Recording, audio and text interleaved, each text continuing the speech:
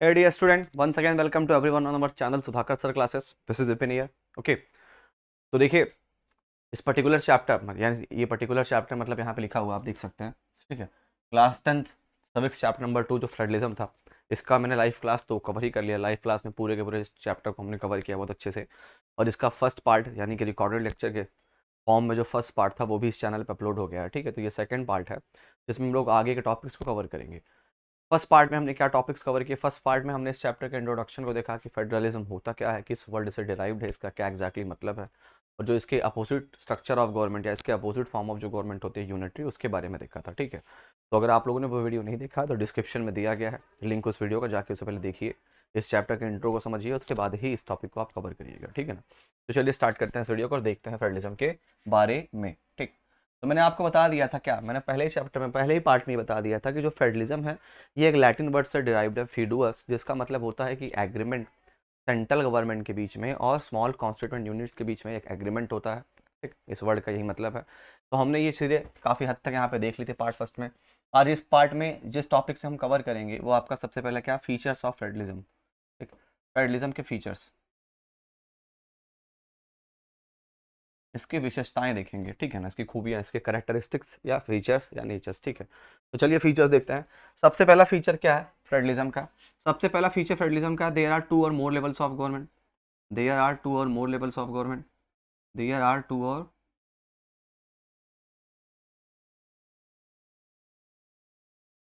There are two or more levels of government, ठीक है। सबसे पहला फीचर फेडरलिज्म का यही है कि गवर्नमेंट के एक से ज़्यादा लेवल्स होंगे, ठीक। एटलीस्ट दो तो होंगे, उससे ज़्यादा भी हो सकते हैं रिक्वायरमेंट के बेसिस पे। जैसे हमारी कंट्री इंडिया में आप सबको बताया, सेंट्रल गवर्नमेंट है, स्टेट गवर्नमेंट है, और उसके बाद लोकल गवर्नमेंट्स भी हैं जो लोकल एरियाज़ में डेवलपमेंट का काम करती हैं, ठीक है ना, छोटे छोटे यूनिट्स में, ओके। तो आप सबको पहला ये पहला फीचर है फेडरलिज्म का कि यहाँ पे क्या होगा, गवर्नमेंट के दो या दो से अधिक लेवल्स होंगे, और पावर्स का डिवीजन सभी लेवल्स ऑफ गवर्नमेंट में सब्जेक्ट्स के बेसिस पे कर दिया जाता है, और गवर्नमेंट्स अपने सब्जेक्ट्स पे अपने अकॉर्डिंग वर्क करती है। एडमिनिस्ट्रेशन का वर्क, लेजिस्लेशन का वर्क और टैक्सेशन का वर्क, ओके। और सोर्सेज ऑफ रेवेन्यू या फाइनेंशियल ऑटोनॉमी भी हर एक लेवल की अलग होती है, ठीक है। तो पहला लेवल आप ये देख लीजिए, there are two or more levels of government. इसके बाद सेकंड आप कह सकते हैं each levels of government have their own jurisdictions. Each levels, second feature है each levels of government have their own jurisdictions, कह लीजिए चाहे एरिया कह लीजिए, ओन एरिया, ठीक। हर एक लेवल का और हर एक पर्टिकुलर लेवल ऑफ गवर्नमेंट का अपना एक एरिया होता है, और उसी एरिया तक वो वर्क करते हैं, ठीक। ये आप याद रखिएगा, क्या कह रहा है, each levels of government have their own area, ठीक। और इसी एरिया पे वो लोग एडमिनिस्ट्रेशन का काम, टैक्स कलेक्ट करने का काम, और लेजिस्लेट मतलब कि लॉ मेक करने का काम करते हैं। बहुत ध्यान सुनिएगा, ठीक। पहला फीचर मैंने क्या बताया, there are two or more levels of government. दूसरा फीचर मैंने क्या बताया कि हर एक लेवल ऑफ गवर्नमेंट का अपना एक सेपरेट एरिया होता है, अपना एक ज्यूरिडिक्शंस होता है जहाँ तक उनकी अथॉरिटी होती है, और अपने उस एरिया तक ही वो एडमिनिस्ट्रेशन का काम, सारा प्रशासनिक कार्य करते हैं। टैक्सेशन, जो भी उनके सब्जेक्ट्स होते हैं उन सब्जेक्ट्स पर टैक्स कलेक्ट का काम अपने एरिया तक। और तीसरा लेजिस्लेशन, अपने सब्जेक्ट्स पे लॉ मेक करने का काम अपने एरिया तक ये करते हैं, ठीक। और ये सारी चीज़ें कॉन्स्टिट्यूशंस में दी गई हैं, ठीक है। These all things are prescribed in our constitution. ये सारी चीज़ें कॉन्स्टिट्यूशन में दी गई होती है, ये आप लोग बहुत अच्छे से ध्यान रखिएगा, ओके। ये सारी की सारी चीज़ें क्या होती हैं, ये सारी की सारी चीज़ें कॉन्स्टिट्यूशंस में प्रिस्क्राइब होती हैं कि हर एक लेवल ऑफ गवर्नमेंट की यहाँ तक अथॉरिटी है, ये इनका एरिया है, और इन एरियाज़ में ये कार्य करेंगे इन सब्जेक्ट्स पे, ठीक। तो कॉन्स्टिट्यूशनली गारंटीड होती हैं सारी चीज़ें, कोई ऐसा ओरली नहीं होता है, सारी चीज़ें कॉन्स्टिट्यूशन में प्रिस्क्राइब होती हैं, ठीक है ना। तो आप लोग ये दो फीचर्स पहले देख लीजिएगा, दे are two or more levels of government and each levels of government have their own areas on the matter of administration, taxation and legislation, okay. तो ये दो फीचर्स मैंने आपको फेडरलिज्म के बता दिए, ठीक। अब थर्ड फीचर्स देखेंगे। थर्ड फीचर देखेंगे, थर्ड फीचर्स आप देखिए, ठीक। Each level of government, each levels of government, each levels of government have there have their separate have their separate sources of revenue,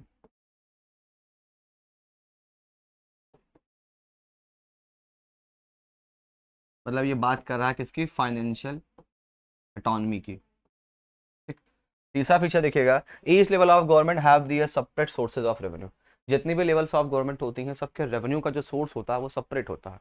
जैसे मैं आपको भी बता दूं, फॉर एग्जांपल सेंट्रल गवर्नमेंट है, स्टेट गवर्नमेंट है, ठीक, और लोकल गवर्नमेंट है। तो यहाँ पे देखिएगा सेंट्रल गवर्नमेंट रेवेन्यू कलेक्ट करेगी उन सब्जेक्ट्स पे जो सब्जेक्ट सेंट्रल गवर्नमेंट के अंडर में आते हैं। स्टेट गवर्नमेंट उन सब्जेक्ट्स पे रेवेन्यू कलेक्ट करेगी जो सब्जेक्ट स्टेट गवर्नमेंट के अंडर में आते हैं। और लोकल गवर्नमेंट के अंडर में तो कोई सब्जेक्ट आता नहीं है। क्यों? क्योंकि जो कंकरेंट लिस्ट होती है उस कंकरेंट लिस्ट पे कौन काम करता है, कंकरेंट लिस्ट में सेंट्रल और स्टेट दोनों काम करते हैं। तो कंकरेंट लिस्ट के अंदर जो भी सब्जेक्ट्स हैं उन पे जो भी रेवेन्यू आता है वो सेंट्रल गवर्नमेंट और स्टेट गवर्नमेंट अपने रेशियो प्रपोर्शन के अकॉर्डिंग डिवाइड कर लेते हैं। और फिर स्टेट गवर्नमेंट क्या करती है, स्टेट गवर्नमेंट उन्हीं सोर्सेज ऑफ रेवेन्यू में से कुछ कुछ शेयर्स किससे, कुछ फ्रैक्शंस किससे शेयर करते हैं, लोकल गवर्नमेंट से, ताकि लोकल गवर्नमेंट भी अपना डेवलपमेंट कर सके। तो आप लोग ये याद रखिएगा, बहुत इंपॉर्टेंट है। ऐसे हर वो सब्जेक्ट जो यूनियन लिस्ट में है उन पे रेवेन्यू कलेक्ट करने का काम आपके सेंट्रल गवर्नमेंट का है। ऐसे हर वो सब्जेक्ट जो स्टेट लिस्ट में है उन पर रेवेन्यू कलेक्ट करने का काम स्टेट गवर्नमेंट का है। और ऐसे हर वो सब्जेक्ट्स जो कंकरेंट लिस्ट पे है उन पर रेवेन्यू दोनों forms of government ratio proportions के अकॉर्डिंग कलेक्ट करते हैं। और उसके बाद स्टेट गवर्नमेंट क्या करती है कि उसी में से कुछ शेयर्स, कुछ fractions of revenue local government से शेयर करती है ताकि वो भी अपने एरियाज का डेवलपमेंट कर सकें। ठीक है ना। तो सोर्सेज ऑफ रेवेन्यू हर एक लेवल ऑफ गवर्नमेंट के क्या होते हैं, सेपरेट होते हैं as per their subject which are mentioned in their list. Okay, तो ये आप लोग याद रखिएगा, इसी को बोलते हैं financial autonomy. Sources of revenue का अलग होना, सोर्सेज ऑफ रेवेन्यू का इंडिपेंडेंट होना, यही कहलाता है फाइनेंशियल ऑटोनॉमी। ये तीसरा फीचर था आपके फेडरलिज्म का। ठीक है, अब चौथा फीचर देखिए। ठीक है, चौथा फीचर देखिएगा, कॉन्स्टिट्यूशन की सुप्रीमेसी होती है। ठीक, कॉन्स्टिट्यूशन क्या होता है यहाँ पे, कॉन्स्टिट्यूशन यहाँ पे सुप्रीम होता है। ओके, कॉन्स्टिट्यूशन क्या होता है, सुप्रीम होता है, मतलब सबसे ज़्यादा पावर अगर है तो वो कॉन्स्टिट्यूशन। और कॉन्स्टिट्यूशंस को जो पावर मिलती है कहाँ से मिलती है, कॉन्स्टिट्यूशन को जो पावर्स मिलती है सोर्स की वो हम ही से मिलती है, गवर्नमेंट सॉरी कंट्री के पीपल्स से। ठीक, तो कॉन्स्टिट्यूशन यहाँ पे सुप्रीम है, ये भी एक चीज़ याद रखिएगा। एक चीज़ यहाँ ये याद रखिएगा कि जुडिशरी का रोल बहुत इंपॉर्टेंट होता है। जुडिशरी किसी भी चीज़ में इंटरफेयर कर सकता है, ऐसे हर वो चीज़ में जुडिशरी इंटरफेयर कर सकता है। ठीक, जो चीज़ें सोसाइटी में कन्फ्लिक्ट क्रिएट कर रही हैं, या जुडिशरी को लगता है कि अगर गवर्नमेंट ने जो ये लॉ मेक किया है इस लॉ के मेक होने से सोसाइटी में कन्फ्लिक्ट या फिक्शंस की पॉसिबिलिटीज़ बहुत बढ़ रही हैं, तो जुडिशरी उसमें इंटरफेयर करके उस चीज़ों को क्या कर सकता है, रेक्टिफाई कर सकता है। ओके, तो ये भी आप रखिएगा, ये भी इसका फीचर है। इसके बाद एक और फीचर आपको बता दें, ठीक, जितनी भी लेवल्स ऑफ गवर्नमेंट होती हैं, सारी लेवल्स ऑफ गवर्नमेंट मतलब एक ही सिटीजन्स पे कई लेवल्स ऑफ गवर्नमेंट वर्क करते हैं।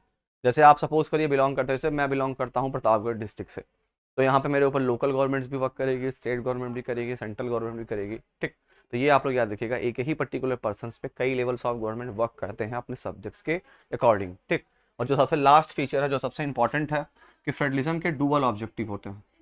ये आप लोग याद रखिएगा, फेडरलिज्म के जो ऑब्जेक्टिव होते हैं, फेडरलिज्म के ऑब्जेक्टिव डुअल होते हैं। पहला क्या ऑब्जेक्टिव है, ठीक है, प्रमोट दी यूनिटी, यूनिटी को प्रमोट करना, कंट्री में यूनिटी को प्रमोट करना, और दूसरा लोगों के राइट्स को सेफ गार्ड करना। ठीक है, सभी लोगों के राइट्स को क्या करना, राइट्स को सेफ गार्ड करना, राइट्स को सेफ गार्ड करना और लोगों की यूनिटी को प्रमोट करना।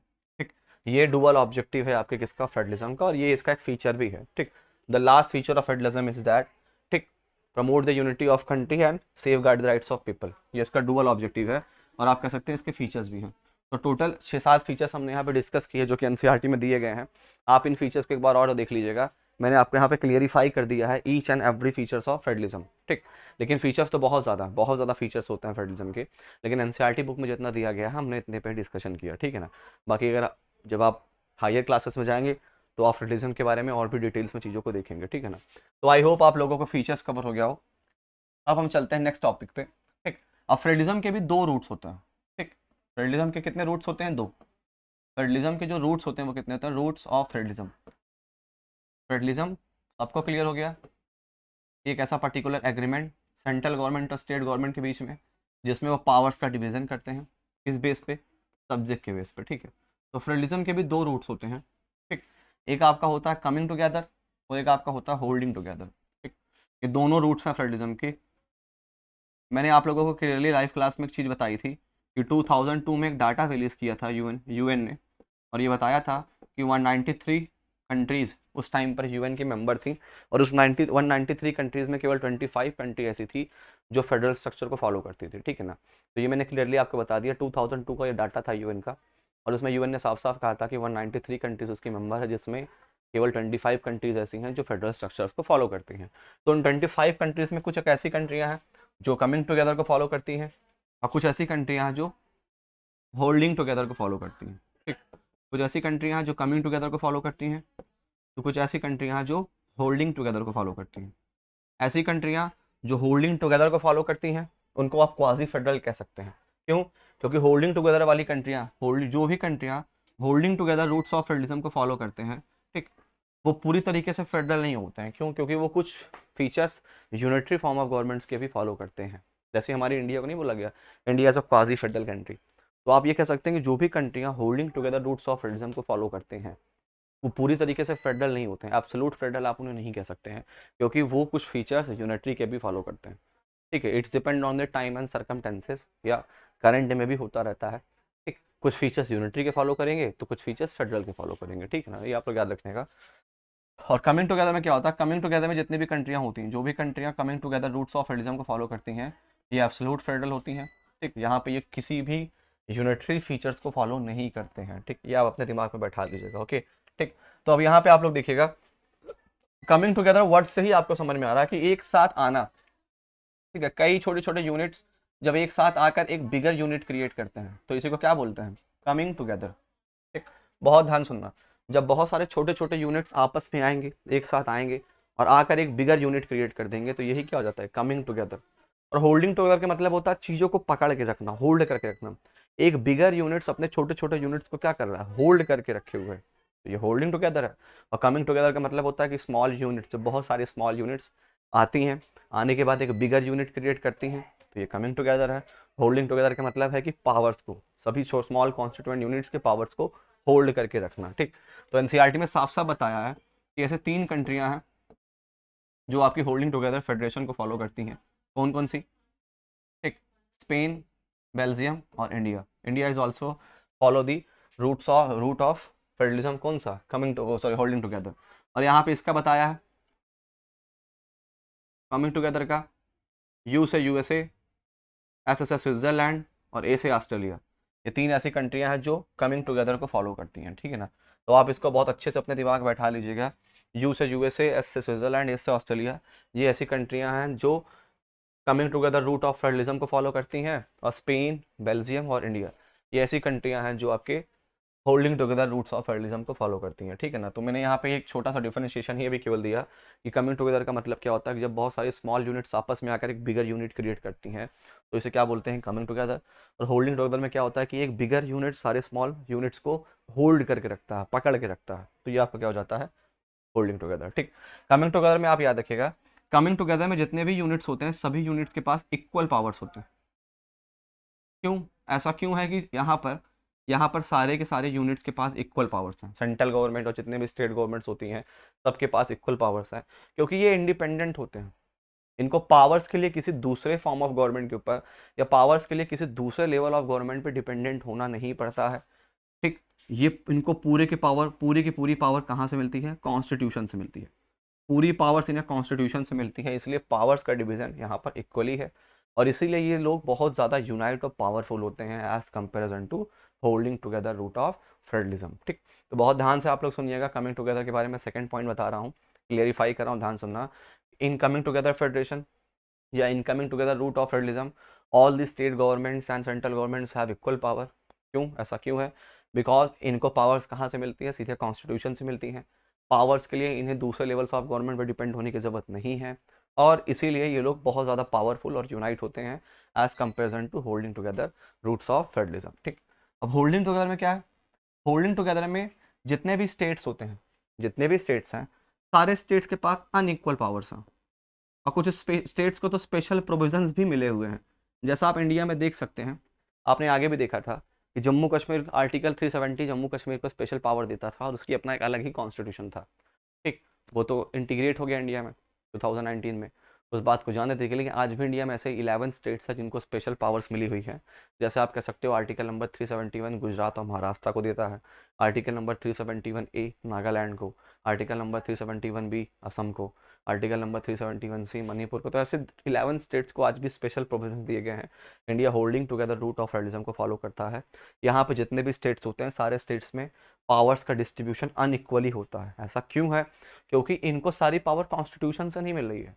यहाँ पे सारे स्टेट्स को सारी पावर कॉन्स्टिट्यूशन से नहीं मिल रही है, कुछ पावर्स कॉन्स्टिट्यूशन से मिलती है, तो कुछ पावर्स के लिए उनको सेंट्रल गवर्नमेंट के ऊपर डिपेंडेंट होना पड़ता है। और यही रीज़न है कि होल्डिंग टुगेदर फेडरेशन में central government is more powerful then state government. और इसके यही एक और भी रीज़न है कि ये इनके कंपेरिजन में कम पावरफुल और यूनाइट होते हैं। ठीक, तो रूट्स ऑफ फेडरलिज्म बहुत इंपॉर्टेंट टॉपिक है। कई बार यहाँ से डिफ्रेंशिएशन आपसे पूछता है, तो आप लोग प्लीज़ इसको बहुत अच्छे से क्लियर करिएगा, बहुत अच्छे से समझिएगा। ओके, मैं फिर बता दूँ कमिंग टुगेदर क्या होता है। कमिंग टुगेदर में क्या होता है कि बहुत सारे स्मॉलर यूनिट साथ में आते हैं और एक बिगर यूनिट फॉर्म करते हैं। यहाँ पे सारे स्टेट्स के पास, सारे कॉन्स्टिट्यूएंट यूनिट्स के पास इक्वल पावर्स होती हैं। ओके, और उसके बाद आप ये कह सकते हैं क्यों ऐसा है, क्यों इक्वल पावर्स है, क्योंकि पावर्स डायरेक्टली उनको सब कॉन्स्टिट्यूशन से मिल रही है। पावर्स के लिए उनको सेंट्रल गवर्नमेंट पर डिपेंड होने की जरूरत नहीं है। ठीक, और इसीलिए ये लोग क्या है, as comparison to holding together more powerful and unite. ठीक, होल्डिंग टुगेदर में क्या है कि जो स्टेट है, जो कॉन्स्टिट्यूएंट यूनिट्स हैं, इनको कुछ पावर तो कॉन्स्टिट्यूशन दे रहा है, लेकिन कुछ पावर्स के लिए इनको सेंट्रल गवर्नमेंट के ऊपर डिपेंडेंट होना पड़ता है। और यही रीज़न है कि यहाँ पे सेंट्रल गवर्नमेंट स्टेट गवर्नमेंट के कंपैरिजन में ज़्यादा पावरफुल है और सभी स्टेट गवर्नमेंट के पास इक्वल पावर्स नहीं हैं। और यही रीज़न है कि ये इनके कंपैरिजन में ज़्यादा पावरफुल नहीं है।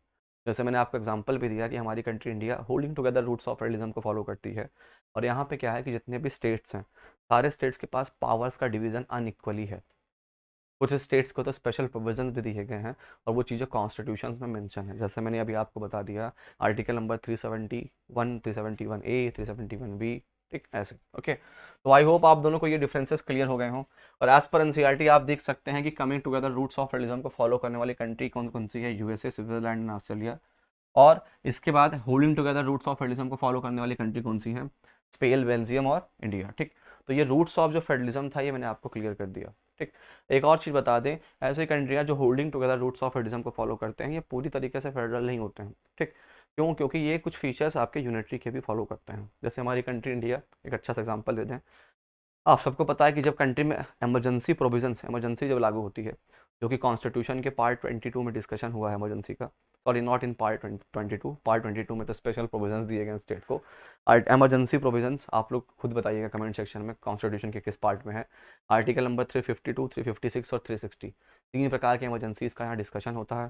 ठीक, आप कह सकते हो कौन, नेशनल इमरजेंसी, स्टेट इमरजेंसी और आपका फाइनेंशियल इमरजेंसी। तो जब भी कंट्री में इमरजेंसी लागू होती है, इमरजेंसी के टाइम पर कंट्री क्या होती है, कंट्री में जितने भी स्टेट गवर्नमेंट्स होते हैं सारे स्टेट गवर्नमेंट के पावर्स ऑटोमेटिकली सेंट्रल गवर्नमेंट को शिफ्ट कर जाते हैं। तो ये एक यूनिटरी फीचर है। यहाँ पे क्या होता है कि हमारे कंट्री में अगर इमरजेंसी लागू हो गई, इमरजेंसी अगर डिक्लेयर हो गई है जितने भी एरियाज़ में, उतने एरियाज़ की पावर ऑटोमेटिकली किसके पास चली जाती है, सेंट्रल गवर्नमेंट के पास। स्टेट गवर्नमेंट के पास कोई पावर नहीं रहती है किसी भी सब्जेक्ट्स पे। तो ये एक फीचर मैंने आपको एक छोटा सा बता दिया होल्डिंग टुगेदर का। तो आई होप ये रूट्स ऑफ फेडरलिज्म आप लोगों को क्लियर हो गया हो। ठीक, तो देखिए आप लोग आज के इस पर्टिकुलर वीडियो में हमने दो टॉपिक को कवर किया। किन किन टॉपिक्स को कवर किया? सबसे पहले हमने कवर किया फीचर्स ऑफ फेडरलिज्म और सेकंड हमने कवर किया रूट्स ऑफ फेडरलिज्म। ठीक, और इसके पहले जो भी टॉपिक्स थे वो पार्ट फर्स्ट में हमने कवर किया था। अब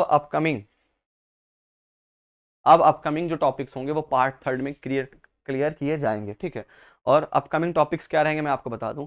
पार्ट थर्ड में हम दो टॉपिक्स कवर करेंगे, मैं आपको बता दे रहा हूँ। और वो दो टॉपिक्स क्या हैं? आपका पहला टॉपिक होगा कि what makes India federal country, India के फेडरल फीचर्स को, और दूसरा how federalism practice in India, इसे। ठीक, तो चलिए आप लोग बने रहिएगा इस पर्टिकुलर चैनल के साथ। मिलते हैं नेक्स्ट वीडियो के लिए, तब तक के लिए पढ़ते रहिए।